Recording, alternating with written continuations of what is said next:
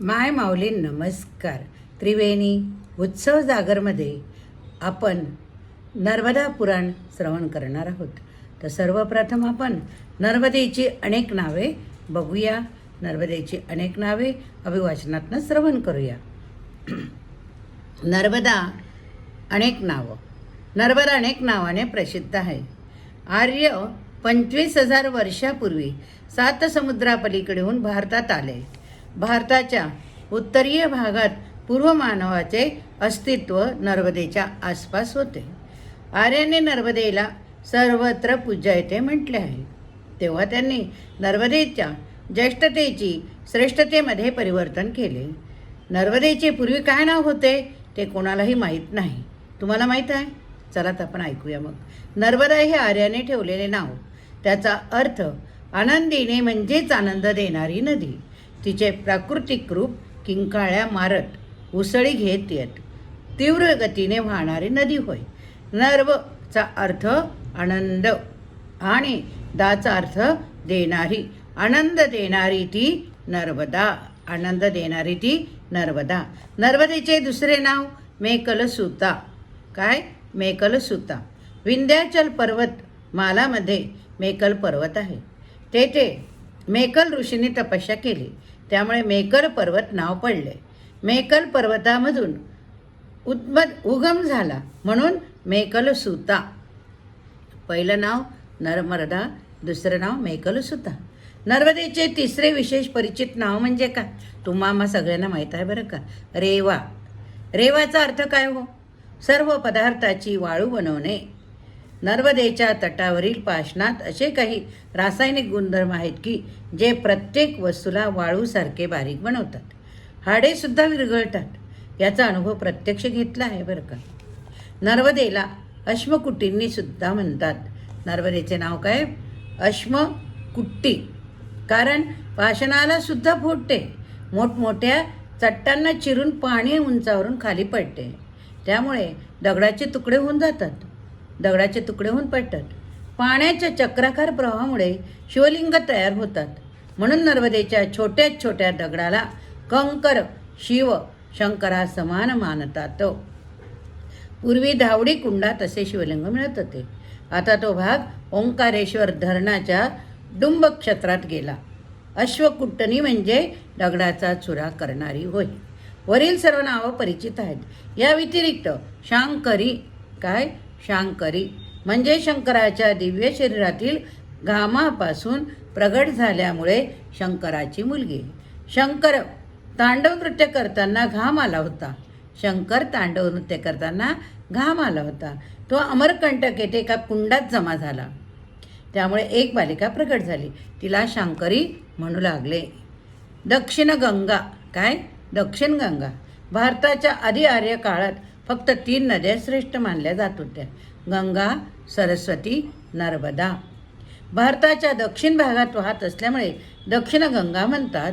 रेवा पुराणात सांगितले आहे की एकदा मेकल पर्वतावर सर्व देवता शंकराला पापमोचनाकरिता प्रार्थना करू लागल्या. त्यावेळी शंकराच्या माथ्यावरील चंद्रामधून द्रवीभूत एक बिंदू पृथ्वीवर पडला. तो बिंदू पृथ्वीवर पडताच त्यामधून एक अत्यंत सुंदर कन्या उत्पन्न झाली. त्या कन्येने महादेवाकडे वर मागितला की स्वर्गातून गंगा पृथ्वीवर आली व प्रसिद्ध झाली. त्याच सारखी माझी प्रसिद्धी दक्षिण गंगा नावाने व्हावी. सोमोद्भवा. सत्ययुगात देवतांनी सोम नावाचा यज्ञ केला होता. यज्ञाच्या सोमासुराने नर्मदेची उत्पत्ती झाली एक पौराणिक कथा आहे. ही सर्व नावे प्रचलित असून नर्मदा आणि तिचा अपभ्रंश नरबदा किंवा रेवा होय.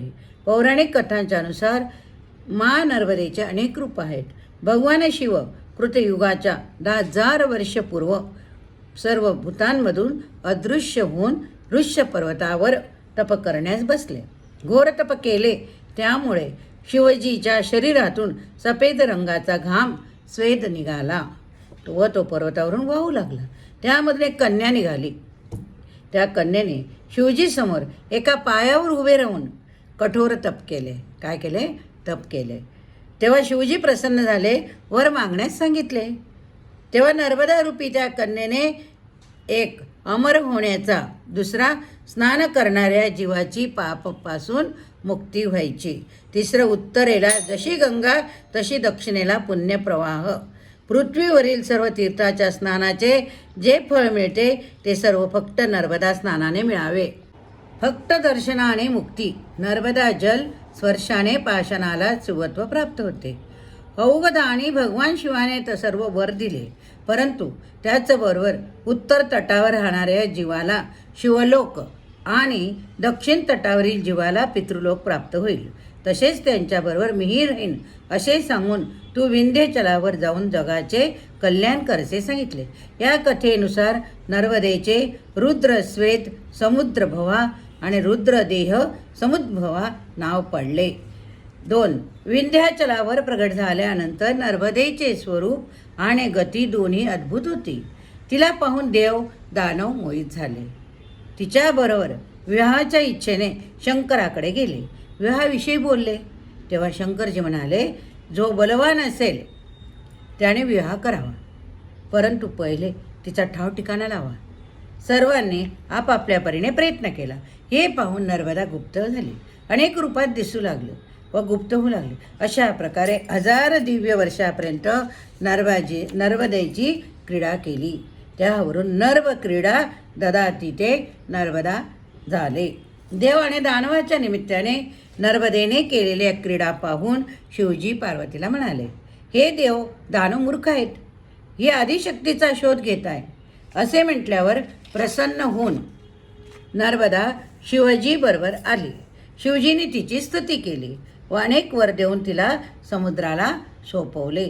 अशा प्रकारे नर्मदेला आदिशक्ती, शांभवी शक्ती, शिवाची इडा नावाची कला असे म्हटले जाते.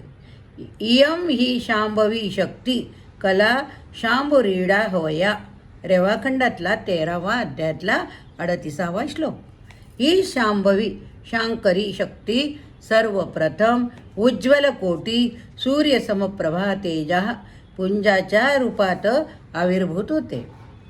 प्रलयानंतर महर्षी मार्कंडेयांनी सागर जलप्रलयाच्या वेळी प्रचंड वायुयोगाने आकाशाला भिडणाऱ्या उंच लाटा दिशांना कापत असताना पाहिल्या आणि तिच्यामध्ये ज्योतिरूपात चिन्मय शक्ती प्रगट होऊन ती चराचर जगाला प्रकाशित करते.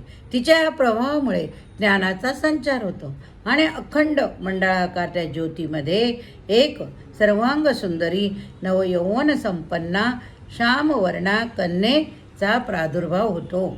येथे शब्दाचा अर्थ कनी दीप्तीच्या नुसार अजोपा पयमा कन्या नसून दीप्तिमती ग्राह्य होय. या कन्यारूप नर्मदेचे स्वरूप वैभव खूपच सुंदर होते. 16 वर्षाची पिनांगी, दिव्यमाला घातलेली, मृगचर्म धारण केलेली, धृतात पत्रासु श्रोणी पद्मराग विभूषिता, विद्युत पुंजा समान भासणारी, व्यालयज्ञ पवित्याने तसेच हातात डमरू त्रिशूळ घेतलेली सौम्य प्रकाशात चमकत होती. त्यावेळी तिच्या मस्तकावर कमरेपर्यंत लांब असलेले सुंदर केश होते.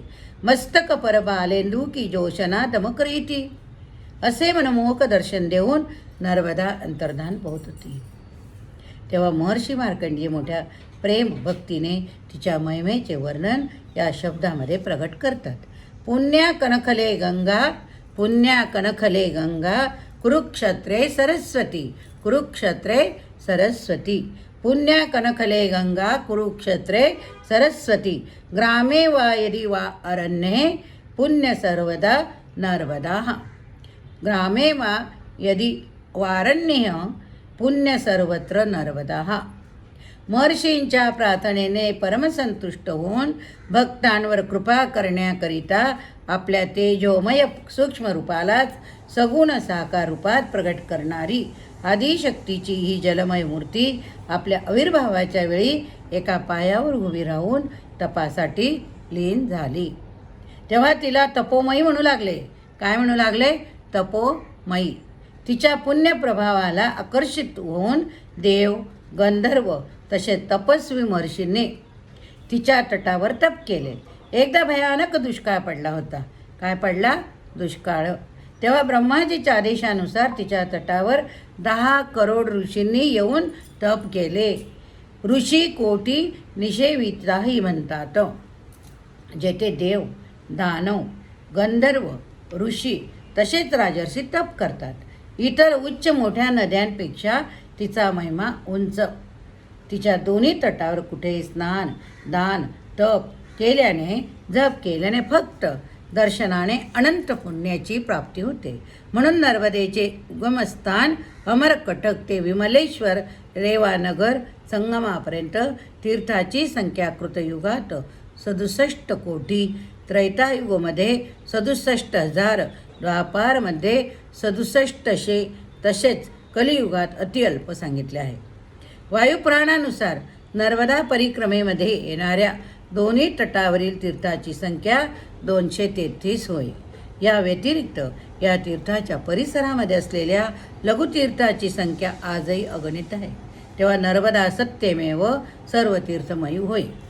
नर्मदा कल्पकल्पांत स्थायिनी, कल्पकल्पांत वाहिनी यांचे वर्णन युधिष्ठिराने विचारलेल्या प्रश्नांना महर्षी मार्कंड यांनी दिलेल्या उत्तरामध्ये मिळते. महर्षी मार्कंडे चिरंजीवी आहेत. प्रलयानंतर सुद्धा ते जिवंत राहून युगायुगाची कथा प्रजापतीला सांगतात. प्रलयाच्या वेळी सर्व नद्या विलीन होतात, परंतु नर्मदा स्थिर राहते. तिच्यामध्ये वेद तसेच सृष्टीच्या आदिकारणीभूत दिव्य वस्तू सुरक्षित राहतात. म्हणून मार्कंड्याने म्हटले की सप्तकल्प क्षये क्षयेन मृतातेन नर्मदा. परत एकदा ऐकूया आपण, चला. सप्तकल्प क्षय क्षिणेन मृतातेन नर्मदा. आणि या प्रसंगात वेगवेगळ्या कल्पामध्ये नर्मदेची स्थिती विस्तारपूर्वक दाखवली आहे. नर्मदेला वेदगर्भा म्हणण्याचा हाच हेतू आहे. ती निरंतर शब्द उच्चारण करत वाहते, म्हणून तिला रेवा म्हटले आहे. चला आपण पण म्हणूया, हर हर नर्मदे, हर हर नर्मदे, हर हर नर्मदे. आता आपलं नर्मदा पुराण सुरू होत आहे. तर नर्मदा पुराण ऐकताना हर हर नर्मदे म्हणा आणि संपल्यानंतर सुद्धा हर हर नर्मदे म्हणा. आणि प्रतिक्रियेत लिहायला विसरू नका, हर हर नर्मदे.